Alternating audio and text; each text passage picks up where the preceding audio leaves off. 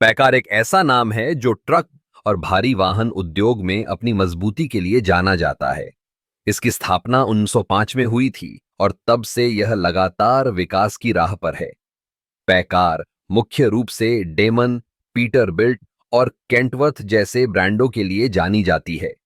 इन ब्रांडों की गाड़ी को देखकर ही समझ में आता है कि यह कंपनी कितनी गंभीरता से अपने उत्पादों की गुणवत्ता पर ध्यान देती है।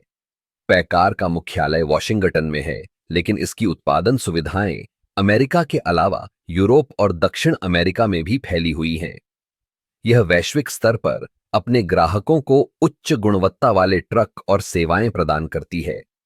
पैकार की तकनीकी नवाचारों की बात करें तो यह कंपनी अपने वाहनों में नवीनतम तकनीक का उपयोग करती है, जैसे कि ईंधन दक्षता बढ़ाने के लिए उन्नत इंजनों का विकास और ड्राइवर सहायता प्रणालियों का एकीकरण। पैकार का व्यवसाय मॉडल भी काफी दिलचस्प है। यह न केवल ट्रक बनाती है, बल्कि इसके साथ साथ वित्तीय सेवाएं भी प्रदान करती है। इसके फाइनेंसिंग विकल्प ग्राहकों को अपने ट्रक खरीदने में मदद करते हैं, जिससे बिक्री में वृद्धि होती है। इसके अलावा पैकार अपने ग्राहकों के लिए व्यापक सेवा नेटवर्क भी प्रदान करती है, जिससे वाहन की देखभाल और रखरखाव आसान हो जाता है। अब बात करते हैं पैकार की वित्तीय स्थिति की। पिछले कुछ वर्षों में पैकार ने अपने राजस्व में लगातार वृद्धि की है। 2022 में कंपनी ने लगभग $24 बिलियन का राजस्व अर्जित किया। यह वृद्धि मुख्य रूप से वैश्विक मांग में वृद्धि और नई उत्पाद श्रृंखलाओं के लॉन्च के कारण हुई है।